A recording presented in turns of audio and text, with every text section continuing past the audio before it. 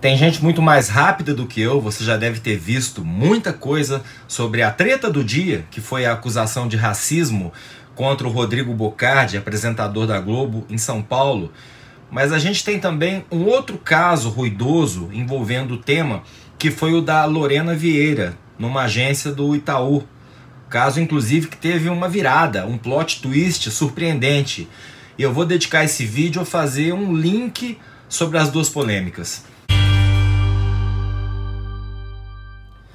Salve galera, eu sou o Maurício Ricardo. Inscreva-se no meu canal, ative as notificações, dê o seu like ou seu igualmente importante dislike, torne-se membro para me ajudar a produzir e comente sempre. Eu vou começar pelo caso da Lorena, porque eu comprei a pilha. Já tem cerca de uma semana. Ela é empresária, esposa de um DJ famoso e, segundo ela própria em declaração no seu Twitter, foi enrolada na agência do Itaú, detida e encaminhada a uma delegacia porque, na versão da Lorena, acharam a foto na identidade muito diferente da aparência física dela e ela estava sem o cartão do banco, então desconfiaram da honestidade dela. A Lorena disse que foi maltratada, que identificou aquilo como um ato claro de racismo. Muita gente questionou se uma mulher branca passaria pela mesma situação. Outros casos de racismo envolvendo o Itaú vieram a público e nessa polêmica subiram a hashtag Itaú racista. Eu cliquei, li, foi assim que eu fiquei sabendo do caso e retuitei o post da Lorena, que dizia: fui retirada do Banco Itaú pela Polícia Civil, humilhada e esculachada. Por minha conta receberam um bom dinheiro e, segundo eles, é fraude e várias outras coisas. Meu dinheiro está preso e eu quase fui presa por nada. Não é porque eu sou preta e humilde que eu sou criminosa. O Itaú respondeu com a seguinte nota: o Itaú Unibanco lamenta e se desculpa pelos transtornos causados a Lorena Vieira nessa quinta-feira, no Rio de Janeiro, e vem tentando contato com ela para resolver a situação. O Itaú Unibanco esclarece que o procedimento adotado na agência é padrão em casos de suspeita de fraude e não tem qualquer relação com questões de raça e gênero. O objetivo era proteger os recursos de Lorena de uma possível fraude, uma vez que já havia um bloqueio preventivo na conta corrente e era difícil identificá-la com o documento apresentado no caixa. O Itaú Unibanco acredita que toda forma de discriminação racial deve ser combatida. Bom, vejam que a nota bate com as declarações dela no dia da polêmica, porque ela disse que o caixa estranhou o cabelo liso dela na foto, foi uma sequência de tweets. Teria dito que ela estava muito diferente e o banco disse aqui na nota que foi difícil identificá-la com o documento apresentado no caixa. Eu, sinceramente, nunca vi um banco enrolar o cliente e chamar a polícia porque o documento não bateu. Você fala, olha, não bateu a assinatura, não parece você na foto, o próximo.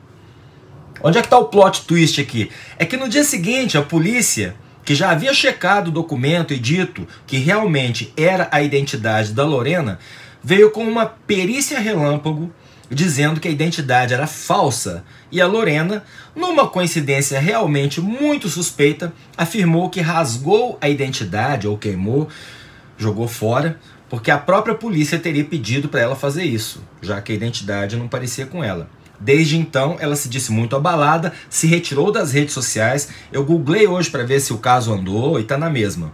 O caso de hoje do Bocardi foi bem mais simples. Ele joga tênis como hobby no Clube Pinheiro, que é um clube de ricos em São Paulo.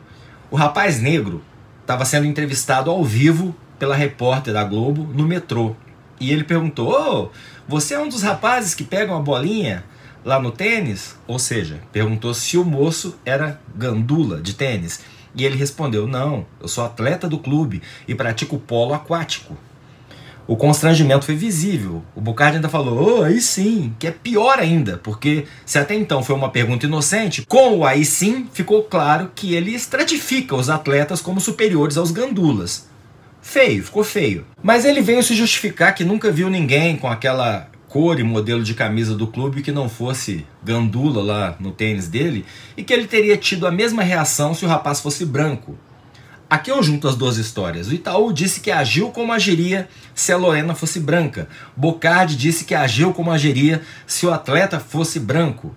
No caso da Lorena, veio essa virada bastante curiosa, inclusive pela velocidade com que a polícia apresentou um laudo pericial, 24 horas, e bastou isso para que ela passasse de vítima para bandida. Se antes desse laudo pericial já tinha gente me chamando de lacrador porque eu defendi a Lorena imediatamente e me posicionei contra o banco, sem considerar a versão do Itaú de que foi um procedimento padrão, no dia seguinte, com a Lorena exposta, vieram com sangue nos olhos me dar lição de moral. Bom, eu sou um comentarista do cotidiano, eu comento com base no que eu vejo e leio. Quando eu me manifestei, a Lorena tinha ido até a polícia, que confirmou a autenticidade do documento dela e liberou a moça. Essa era a informação. Mesmo assim, mesmo com tudo corroborando a versão dela, mais de uma pessoa disse no primeiro dia: essa história está mal contada. O marido promove baile funk e já foi condenado por ligações com crime organizado. Caraca, a moça é empresária, ganha bem e estava sacando R$1.500. Foi até a polícia, foi interrogada, foi liberada. Se agora fica provado que ela usou documento falso, o que é estranhíssimo, porque não era sequer uma carteira de motorista que ela falsificou para dirigir, era um RG dela mesma, com filiação e assinatura batendo. A polícia declarou que o documento era verdadeiro na véspera, porque ela usaria uma falsa identidade com um polegar que não é dela para sacar dinheiro na própria conta. Vejam que os mistérios não acabaram, eles continuam. Mas é incrível como algumas pessoas brancas se sentem profundamente incomodadas quando um negro grita: isso é racismo. E como elas têm um orgasmo quando o desfecho é que nem esse da Lorena, criminalizando a pessoa que se disse vítima. E deixa eu frisar, desfecho é força de expressão. Ninguém sabe ainda o que tem por trás disso tudo, que ainda está sendo investigado. Nesse momento o Itaú está por cima. Essa negação do racismo, esse rótulo quer lacrar que colocam na gente, que em princípio tenta defender os negros, é parte do chamado racismo estrutural. Todos os brancos desse país, eu inclusive, estamos sujeitos a ele, porque ao contrário do racismo assumido, o estrutural é aquele que faz parte da nossa criação e a gente nem percebe. O Henry Bugalho fez um ótimo vídeo hoje sobre isso, vou deixar o link aqui no post fixado. Se a Lorena não tivesse sido refutada pela polícia em tempo recorde e o jogo virado em 24 horas, mesmo assim, haveria muita gente dizendo, como houve, que a história estava mal contada e que eu e os outros que a defenderam estávamos sendo irresponsáveis por acusar o Itaú de racismo. Ou seja, para negar a existência do racismo, tem gente que defende banco, uma das instituições mais escrotas desse país. Eu cheguei a pesquisar, se você entrar no Reclame Aqui, você vai achar várias acusações de racismo contra o Itaú. Você vai achar também a polêmica do processo seletivo de trainees do banco, que selecionou 125 pessoas entre 72 mil, e a foto reunindo toda a galera não deve ter mais do que 3 negros. Aliás, eu analisei a foto e não vi nenhum.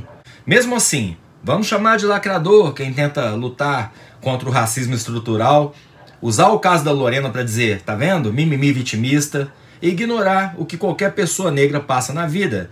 Quer ver uma pessoa branca, por exemplo, atravessando a rua com medo de você, uma pessoa demorando para te atender numa loja, uma pessoa te negando uma vaga de emprego porque seu corte de cabelo é afro, ou um apresentador de TV perguntando se você é gandula porque você está usando a camiseta de um clube de rico. Eu entendo a preocupação saudável de que não se crie um clima de ódio racial no país, porque se por um lado a gente absorve o racismo estrutural sem ver, por outro a gente cresce ouvindo que aqui não existe racismo, existe discriminação por condição social, o que é facilmente refutável por indicadores, ou pela foto dos trainees no Itaú. Mas hoje, com redes sociais, você acha que os negros vão perder a chance de expor os casos de racismo e de se unirem para acabar com eles? Se o tom fica pesado, agressivo, você vai dizer que eles estão errados quando o tom está pesado e agressivo como regra na internet? É coisa dos negros? Ou das feministas? Não é a sociedade em geral que está com os nervos à flor da pele, em alguns casos, como a questão racial, com toda a razão? Se a gente vive uma total incapacidade de dialogar em qualquer esfera, vocês acham que nas grandes questões vai ser diferente? Os lulistas não estão aí xingando os bolsonaristas e os bolsonaristas xingando os lulistas? Não existe, inclusive, Mulheres passando pano para machistas porque eles são do mesmo grupo ideológico? Quer evitar que as tensões raciais aumentem no Brasil? Tente não ser racista. Faça o seu melhor para não ser. Porque mesmo assim, você pode ser surpreendido pelo racismo estrutural que você carrega em você. Eu vivi um caso que me marcou profundamente. Era um show do Yes, uma banda inglesa, no Olímpia, uma casa já extinta em São Paulo. Na época o Yes ainda era popular e as pessoas viam o show em pé. Eu cheguei, eu era bem mais novo, me posicionei logo do lado do segurança para evitar empurra-empurra e deu certo. Fiquei lá numa boa, as pessoas foram chegando, comecei a conversar com todo mundo em volta, todo mundo fã de rock progressivo, assunto muito bom. Lá pelas tantas alguém perguntou, em que álbum tá a música tal? Era uma música bem para iniciados mesmo, não era hit. Todo mundo dando palpite e tal, sem acertar. Nessa hora vira o segurança e diz, essa música é a primeira do lado B do disco Drama. Aí nessa hora eu percebi que aquele homem alto, forte, negro, de terno, cabeça raspada, sério, de mãos cruzadas na frente, era só um fã do Yes que usa terno no trabalho, chegou ao show antes de mim e estava lá na minha frente.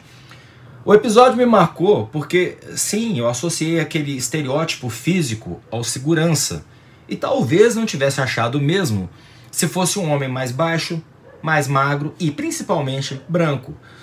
Esse caso até inspirou uma charge minha, eu vou deixar o link na descrição, e é a prova de que até os lacradores, como eu, têm que ficar espertos. Nunca mais eu julguei ninguém pela aparência, ou pelo menos me esforço para não fazer isso. Isso aconteceu comigo já tem uns 25 anos. Mas aconteceu comigo, eu não me considero de forma alguma uma pessoa racista, como eu acho que pode ter acontecido com o Rodrigo Bocardi. Embora eu tenha aprendido sem exposição pública, o Bocardi não. É diferente, por exemplo, do comentário do William Vac, que chamou o buzinaço na eleição do Obama de coisa de preto.